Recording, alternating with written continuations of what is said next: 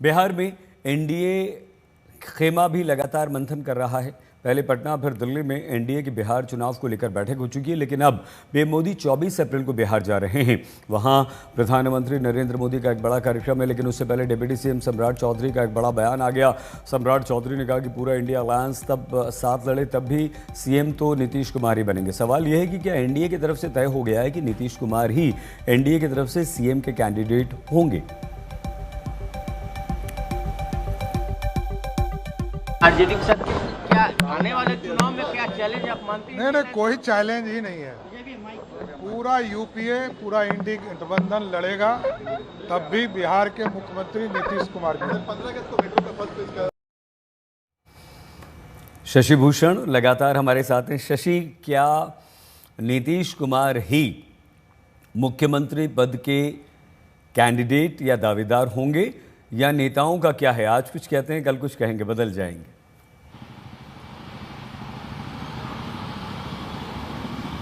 देखिए, नीतीश कुमार के नेतृत्व में एनडीए बिहार के अंदर चुनाव लड़ेगा, विधानसभा का चुनाव लड़ेगा। इसको लेकर के बार बार स्पष्टता दी गई है। केंद्रीय गृह मंत्री अमित शाह ने खुद कहा कि नीतीश कुमार के नेतृत्व में हम चुनाव लड़ेंगे।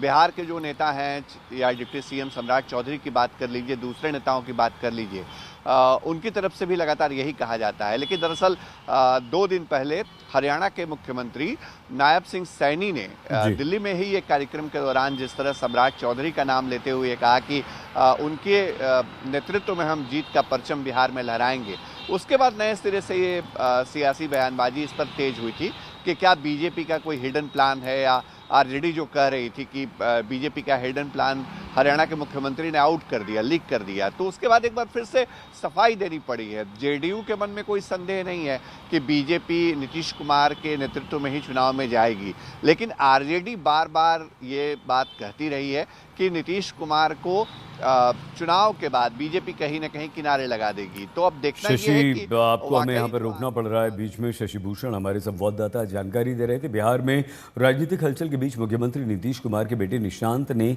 बयान दिया है। निशांत ने कहा कि मेरे पिताजी पूरी तरह से स्वस्थ हैं, एनडीए की सरकार बनेगी। अमित शाह ने कहा कि नीतीश कुमार ही सीएम चेहरा होंगे। आप मीडिया से सब जनता को अपील करता हूं कि आप सब एनडीए की सरकार बनाएं। पिताजी को तो नेतृत्व में लाएं। अमित शाह अंकल आए, उन्होंने भी कहा कि पिताजी ही रहेंगे सीएम फेस।